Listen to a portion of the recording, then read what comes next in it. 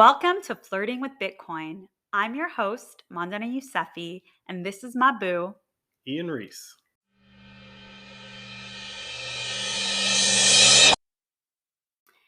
Episode 6. What's good, Ian? Love this energy. Right? Can you believe we've done 5 of these already? Yeah, I can. I was there for all 5 of them. This has been quite a labor of love. You've put in some late nights on this podcast of yours. It's a lot of work, but it's worth it because I think we have helped a lot of people who otherwise were not getting Bitcoin. They didn't understand it, or they just didn't have the time to look into it.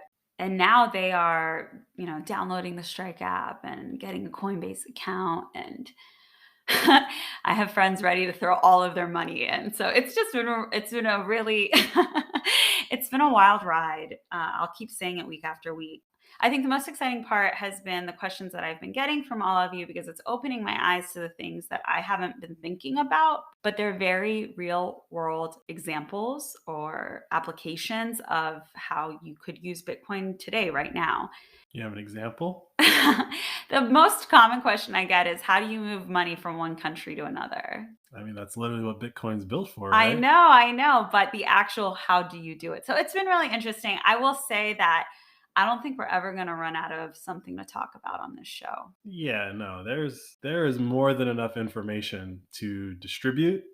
It's just a matter of the ordering. We're trying to put these episodes together in an order that you're actually learning, and there's a process to the learning, not just throwing random facts and tidbits at you. Yeah. And while there are things that might be happening in real time when we air these episodes, I think it's important just to keep that in mind. So if we haven't talked about something yet, it's probably intentional, but of course we could be wrong. So keep in touch with us on our socials. Send us your questions through those accounts. Make sure right now that you're subscribed to the show. We are going to drop new episodes every Monday, 9 a.m. Eastern Time. I want to be part of your morning commute. Ooh.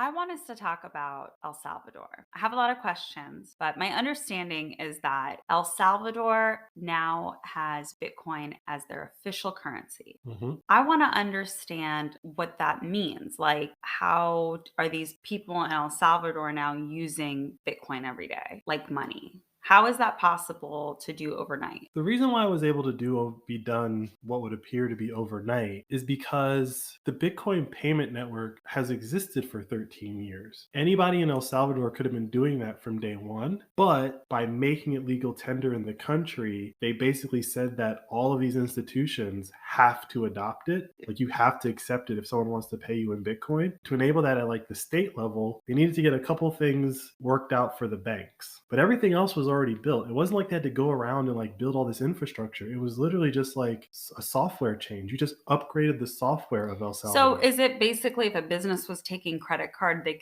can easily start taking Bitcoin? I mean, yes, technically, right? You have a point of sale system at a coffee shop. That's just the mechanism that they've chosen to use to like collect the money from you when you buy something. But if I can just show you a phone and you pay me like that, then all that equipment in front of me is no longer necessary. And that's what you see a lot of in like the videos of people paying for stuff in Bitcoin in El Salvador. It's like they're at Starbucks and the guy behind the register is just holding up a phone. I love how you think I've seen videos of people. Well, I'm not on Bitcoin Twitter. I'm not saying you in particular. I'm saying like the proverbial you. Like, if Yeah. you do see a picture of someone that's spending Bitcoin in El Salvador, Yeah, the person who they're paying is usually holding up a phone. Right. That's how it was so easy. They just said, if you do that, it's legal. And if you're a business, you have to now accept Bitcoin. If you're a business and someone wants to pay you in Bitcoin, you cannot say no. Okay, so it's optional. It's optional for the consumer, which is why, for example, McDonald's and Starbucks, two very well-known companies, now accept Bitcoin as payment in El Salvador. But McDonald's hasn't done that in America. Because they don't have to. Because in the United States, there's only one official currency. But why wouldn't they want to accept Bitcoin also? They operate within the framework of the United States. What basically McDonald's would be showing from a like a reporting mechanism, like you get to report your books quarterly. All those Bitcoin transactions do not count as income because of the laws of the United States. So for McDonald's purposes, we don't want that headache. We just want dollars. But if paying in Bitcoin was legal tender tomorrow in the United States, yes, a lot of businesses would just switch over because it's easier. You don't need to buy All that all equipment that equipment, right? Like you can run or pay all those credit card or fees. pay all those credit card fees. There's a lot of things that you just don't need. So, American companies that are in El Salvador and operating right now are experiencing Bitcoin. Yes, I've seen videos of people paying at McDonald's and I've seen videos of people paying at, let's say, Starbucks. So those are two pretty large American-based companies that are currently accepting Bitcoin as payment in El Salvador.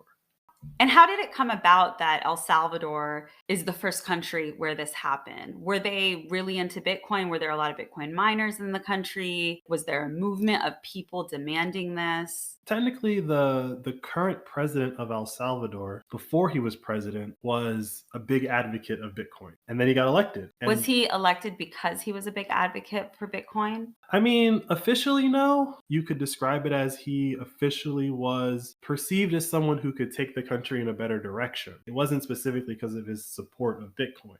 But a lot of his ideas of how to take the country in a different direction came from his love of Bitcoin. So the ideas that he was presenting seemed really good to a lot of people, but they were basically like coming from the world of Bitcoin. Is he a Bitcoin millionaire? Do we know? We don't. When he got elected, one of the top 3 things he did was we should start our country down a path of making Bitcoin legal tender. That's where, like, he spoke at Bitcoin conference, which is the big conference that happens in Miami every year. And he kind of said that this is what we're going to do in El Salvador. The world media kind of was like, yeah, we'll see. Like 6 months later, they had passed the law and made it legal tender in El Salvador. That's amazing. What El Salvador had going for it that I think a lot of the world didn't know, unless you were really in the Bitcoin community, is that there was a town in El Salvador that had been operating off of Bitcoin, like 100% Bitcoin, for years. Wow. It was like this little beach town. It's called Bitcoin Beach. Ooh. So like the experiment was already running in El Salvador, but it was a very small experiment. And he just kind of scaled that up to say, well, I'm in the Bitcoin space. I know that Bitcoin Beach is happening in my country. Yeah. What happens if we take it national? Man, that's some like, that's some smooth policy making. And while pretty much nobody in the United States can make that claim of a town in the United States, there were a lot of people that wanted to do this, but no one like had anyone to really point to. Yeah. And so they couldn't. Someone has to be first. A governor in the United States couldn't point to Bitcoin Beach because that's a town in a country that we've been telling you is terrifying, right? But when the president of that country scales it up, then you can point to a country and say, well, if it's working for a country, obviously it can possibly work for us.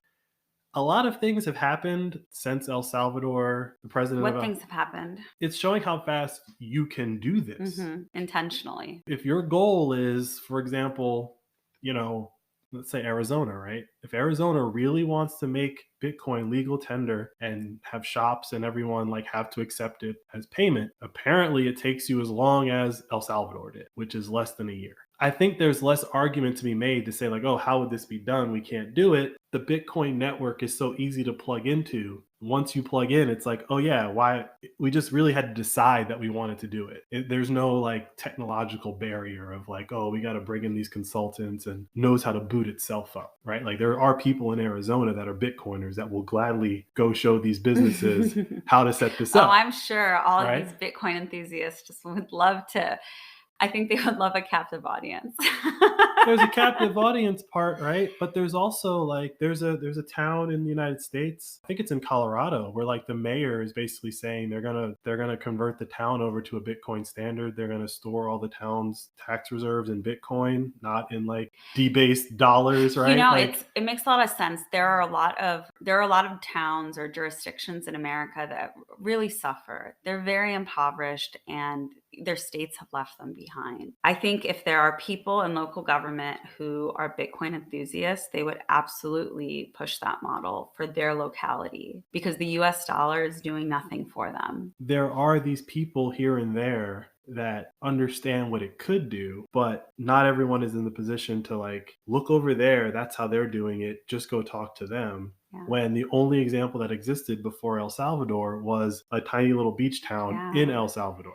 So tell me about Bukele. That's his name, right? The president of El Salvador. Yeah. Okay, tell me about him. I know that he is a millennial, and I know that he's a character on Twitter. Like he doesn't give a. He's doing on Twitter what I feel like Donald Trump imagined he was doing on Twitter. I see. Right? Like owning people. Yeah, like he got into a Twitter beef with the American ambassador to El Salvador. Like the American ambassador to El Salvador said some stuff about how he wasn't doing a good job or something like that with like crime. Oh, with crime, not Bitcoin. Well, just with crime, right? Because the story was about like something about these drug dealers and how he had some ties to them or was treating them. Yeah, we don't have drug dealers in America. They put this statement out on Twitter and he pulled up like WhatsApp messages between him and the United States.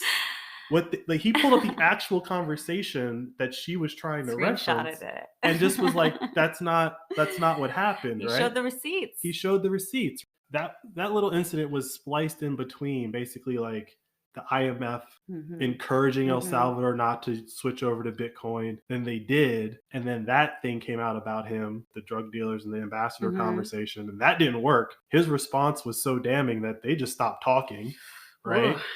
They went back to the IMF saying that Bitcoin isn't really good for El Salvador. You guys should get out of this. This is so exciting. I think it would be so exciting to live in a world where El Salvador was powerful. Yeah, I mean, El Salvador is kind of like this beacon of hope in Central America right now and kind of around the world for Bitcoiners in general, right? There's a lot of hubbub going around on the internet that like there's another country that's about to do what El Salvador did like really soon. What's the other country? Well, no one knows, but there's been some speculation that it's Honduras. It could be any country. I don't want to explicitly say that it's Honduras, right? But it's like all of these countries in Central America basically have the same setup as El Salvador. They use the US dollar. They use the US dollar. They rely on American tourism. They're close to Mexico and America, right? They're very close to these very large, they're not part of that economy. There was no NAFTA that included Honduras, right? One of the ways that countries have been dealing with that problem over the past 100 years is they form their own little like monetary union. And you could say the European Union is like a big version of that. But there's like some African monetary unions that are starting up. But those have to be negotiated with the central bankers, right? Like the central bankers sit down and decide how it's going to work. But there's like this new monetary union that pretty much anyone can join. El Salvador is showing you how to do it. A country can join it or an individual can join it. Or a city can join it. The idea of like if your country doesn't do it, you can't do it, like all of that. Bitcoin is kind of eroding that concept of the state and what you can and cannot do inside of the state. There are always scams in like new and emerging technology industries, which is why like a company like Coinbase is so important because they're a very legitimate business and you can trust that if you're using Coinbase that it's not a scam. Outside of the United States, there have been some incidents in the past couple of years. I think one was in like South Africa. An exchange just like disappeared overnight and took everyone's Bitcoin. Where you purchase the Bitcoin is important, but it's not as important as getting your Bitcoin off the exchange. Right. So when you convert it, get it right off. Right. And this goes to the question that I've been getting a lot is how do I move money out of a country? Do I need specific apps for the country that I'm in to be able to convert like that local currency into Bitcoin? The way it works for any country on the planet, there's got to be an exchange that sells Bitcoin legally within your country, right? Whatever country it may be. In America, there's a lot, right? There's Coinbase, there's Strike, there's all these things. Outside of the United States, there are other exchanges, and I don't know the names of them, but as long as you can... How do you know it's an exchange and not a scam? Are there scam exchanges out there? Yes. So when you buy your Bitcoin, you want to get it off the exchange as soon as possible, sending it to a wallet that's like on their phone, right? Because if it's a wallet that's on your phone at least has the keys. We've talked about keys, right? Like your phone has about this in episode 3. Yeah, so your phone has the keys and now it's off the exchange and you control it. Once you've done that, and technically even from the exchange itself, once you've converted your let's just say you're in Turkey, because they're kind of having this problem right now. You're in Turkey and you convert all your lira to Bitcoin. If you send that Bitcoin to a person that's outside of the country, you have sent money out of the country. It's gone. Yeah, it's gone. done. The point that I'd like to stress about what I'm saying is that you can kind of figure out who it is. But if I'm sending it to a wallet, they don't know whose wallet that is. If you're sending it to a person that's not you, but that person that you're sending it to has sent money to that same location from another exchange that has KYC. Maybe the exchange that you're sending from doesn't know who that wallet is, but the other exchange that the other person sent money, Bitcoin, to, not everyone will have all the information, but all of these companies having these databases of people information and where they send their Bitcoin to, if you get all that data into a centralized place, you can figure out pretty much whatever you want. But governments haven't done that right now. They are doing it. Oh. Right? Yeah, what am I saying? Of course they're doing it already. They told us that they weren't reading all of our emails when they were reading all of our emails, right? Fair enough. That's what Edward Snowden is all about, right? And the White House is about to put something out regulating crypto. So it's happening.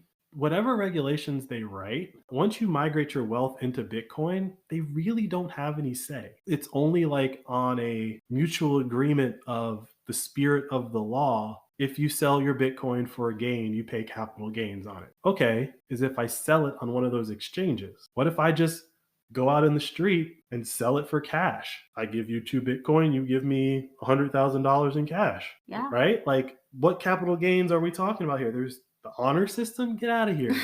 Right? So for the people that are selling on the exchanges, they're going to have trouble if they don't pay their taxes on those gains or whatever. But Bitcoin can be sold under the table just like cash. It's property. It's property. Property that you can't really tax unless they know that you have it. And that's what they're at right now. They're trying to know that you have it so they can treat it like land in Montana. So next time someone asks me, how do I move money from one country to another? I would say, get on an exchange in that country, convert all of the dollars that you want into Bitcoin, and then immediately send it to a wallet. Yeah.